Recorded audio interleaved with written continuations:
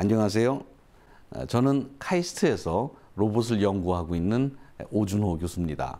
오늘 여러분과 함께 로봇을 우리가 어떻게 움직일 수 있는지, 또 우리가 생체 로봇이라고 우리가 생각으로 로봇을 움직일 수 있는지, 그리고 앞으로 로봇이 어떻게 될지에 대해서 여러분과 함께 생각해 보는 시간을 갖도록 하겠습니다.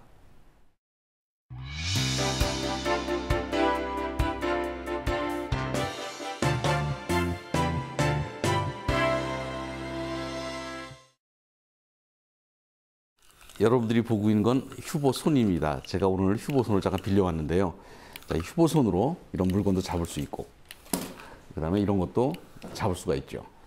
다양한 기능을 할 수 있는데, 여러분들 아마 이런 상상을 해볼 겁니다. 이런 손을 가지고 있고, 내가 멀리서 이런 손을 마음대로 움직여서 내 뜻대로 세상을 움직일 수 있다면 얼마나 좋을까, 이런 상상을 해봤을 겁니다.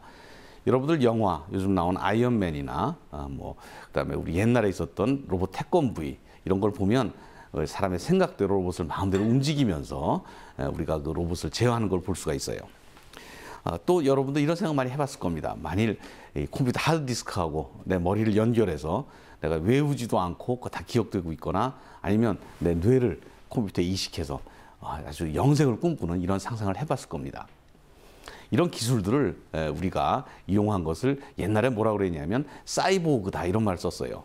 사이보그는 여러분들 600만 불의 사나이라는 영화가 있는데, 거기서 보면 전자 눈을 붙이고, 그다음에 전자 귀를 붙이고, 또 인공 팔 이런 걸 붙여서 아주 힘도 많이 세고, 그다음에 사람보다 아주 훨씬 큰 일을 할 수 있는 것, 이런 것들을 이제 사이보그라고 그랬는데, 그걸 그 당시에는 바이오닉맨 혹은 바이오닉스 이렇게 불렀습니다.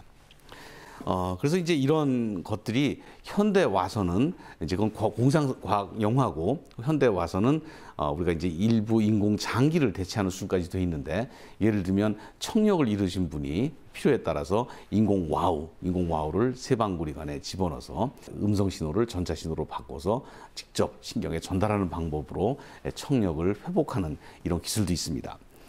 그리고 이제 다리가 없거나 팔이 없을 경우에 로봇 의족을 쓰는데, 이것은 단순한 의족이 아니라 사람의 신호를, 근육이라든가 이런 전자 신호를 잡아서 로봇을 움직여서 사람의 뜻대로 움직이게 하는 것들, 이런 것들이 많이 지금 연구되고 있고 이미 시험화된 부분도 있습니다.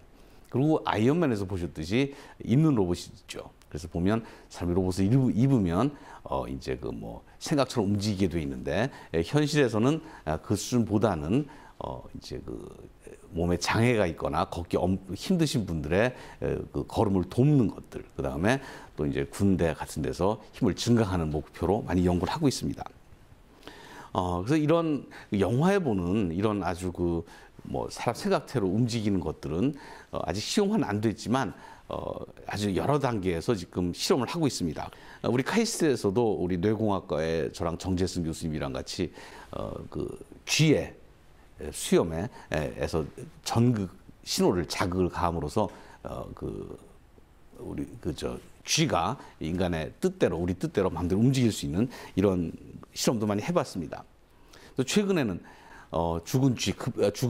금방 죽은 쥐의 뇌를 급속 냉각시켜서 아주 뇌 세포까지, 마이크로 단위까지 세포를 영상 처리해서 세포의 상태를 읽고, 이론적으로는 죽은 뇌의 생각까지도 읽을 수 있는 이런 기술까지도 지금 연구를 하고 있죠.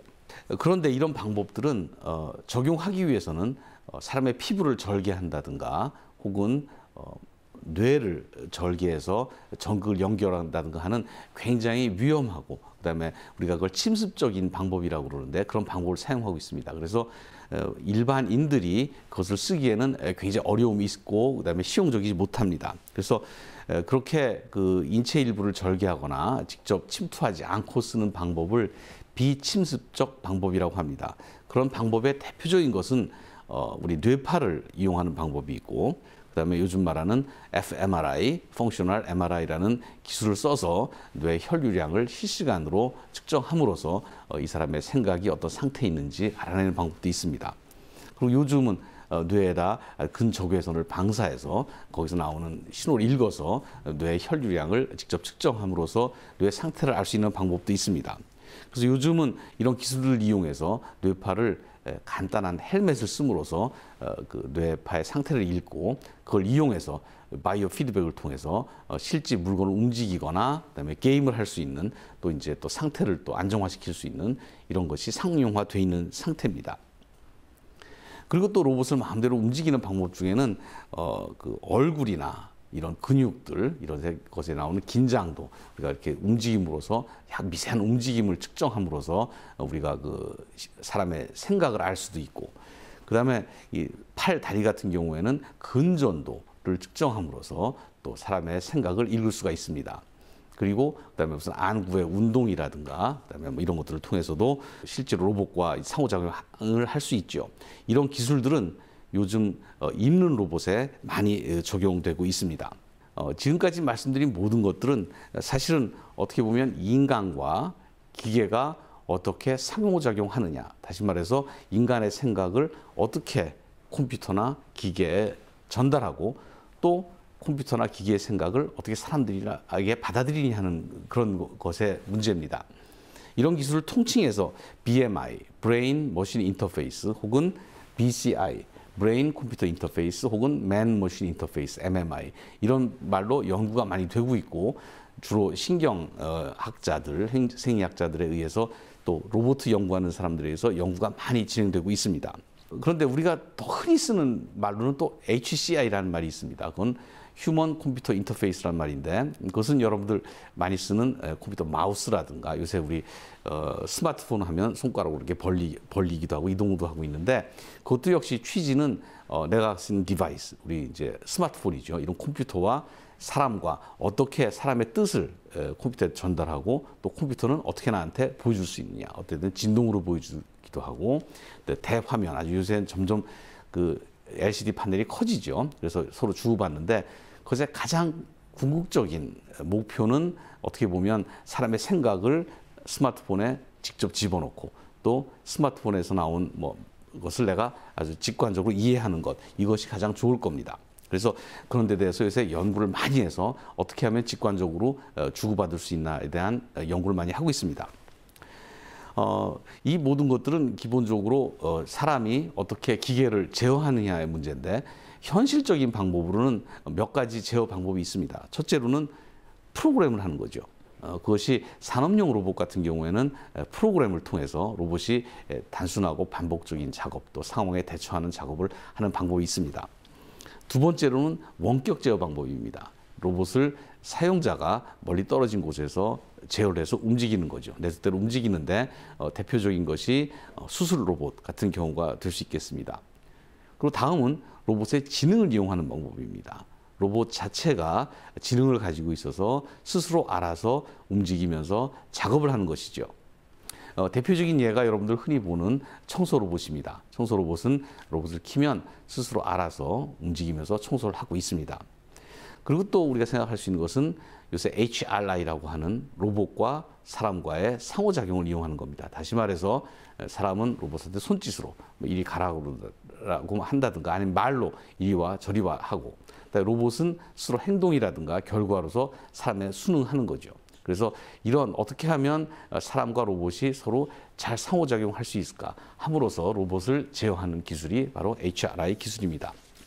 중요한 것은 로봇한테 사람의 의지가 얼마큼 잘 전달되느냐 하는 것입니다. 그래서 어떤 방법을 쓰건 상관없이 사람의 사용자의 의지대로 로봇을 움직일 수 있느냐, 얼마큼 잘 움직일 수 있느냐가 가장 큰 문제입니다. 두 번째로는 그 움직임을 줄 때 얼마큼 직관적으로 쉽게 내가 명령을 줄 수 있냐는 겁니다. 거기 이 모든 것이 다 거기에 달려 있죠. 그래서 뭐 프로그램을 통하건 로봇의 지능을 이용하건 혹은 뭐 BMI 기술을 이용하건 중요한 것은 사람의 생각을 정확히 전달하고 또 로봇이 내 뜻대로 움직여주는 겁니다. 그래서 로봇다움이라는 것은 기본적으로 사람과 잘 상호작용을 하고 또 로봇이 움직임을 만들어내고 적절한 순간에 스스로 판단할 수 있는 능력이 있는 것, 이런 것이 앞으로 미래의 로봇이 될 겁니다. 그래서 로봇의 가장 기본적인 기능으로는 그런 상호작용 이외에 로봇의 운동성과 로봇의 지능적인 요소가 있습니다. 그래서 지능적인 요소 역시 결국은 우리가 로봇한테 스스로 하도록 허용하는 대신에 로봇은 스스로 판단해서 그 사용자의 뜻대로 움직여야 될 겁니다. 그리고 또 로봇의 움직임도 로봇이 자기가 힘이 세다고 혹은 빠르다고 자기가 최대 빠른 속도로 움직이거나 아니면 너무 느리게 움직여도 안 될 겁니다. 그래서 결국은 이 로봇이 사람과 잘 살기 위해서는 적절한 상호작용의 수준, 적절한 인공지능의 수준, 그리고 적절한 운동 능력의 수준, 이런 것들이 조화를 이룰 때 우리의 로봇이 완성되는 거라고 볼 수 있겠습니다. 그래서 모두에 말씀드렸듯이 우리 영화에서 보는 그런 인체 로봇, 다시 말해서 우리가 생각을 하면서 움직이고 또 사람의 뜻대로 움직이면서 서로 신호를 주고받을 수 있는 이런 로봇들은 아직은 실용화되기에는 판타지에 가까운 상태라고 볼 수 있습니다. 그러면 로봇은 누가 사용하는가? 로봇은 결국 필요한 사람이 필요에 의해서 사용하는 도구입니다. 다시 말해서 지금 시점에서는 로봇을 가장 필요로 하는 사람들, 예를 들면 몸이 불편한 분들이라든가 노약자, 혹은 병원, 혹은 우리 사람의 목숨이 왔다 갔다 하는 전쟁터 같은 것에서 우리 로봇을 더 많이 필요로 할 것입니다.